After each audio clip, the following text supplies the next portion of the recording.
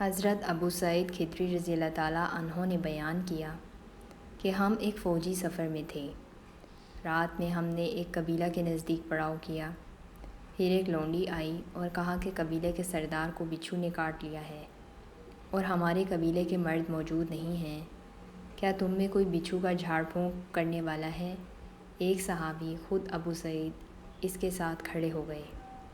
ہم کو معلوم تھا کہ وہ جھاڑ پھونک نہیں جانتے، لیکن انہوں نے قبیلے کے سردار کو جھاڑا تو اسے صحت ہو گئی۔ اس نے اس کے شکرانے میں 30 بکریاں دینے کا حکم دیا اور ہمیں دودھ پلایا۔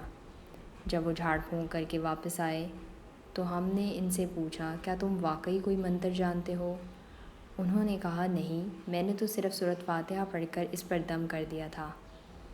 ہم نے کہا، اچھا، جب تک ہم رسول کریم صلی اللہ علیہ وسلم سے اس کے متعلق نہ پوچھ لیں، ان بکریوں کے بارے میں اپنی طرف سے کچھ نہ کہو۔ چنانچہ ہم نے مدینہ پہنچ کر حضور صلی اللہ علیہ وسلم سے ذکر کیا تو آپ صلی اللہ علیہ وسلم نے فرمایا کہ انہوں نے کیسے جانا کہ سورۃ فاتحہ منتر بھی ہے؟ جاؤ، یہ مال حلال ہے، اسے تقسیم کر لو اور اس میں میرا بھی حصہ لگانا۔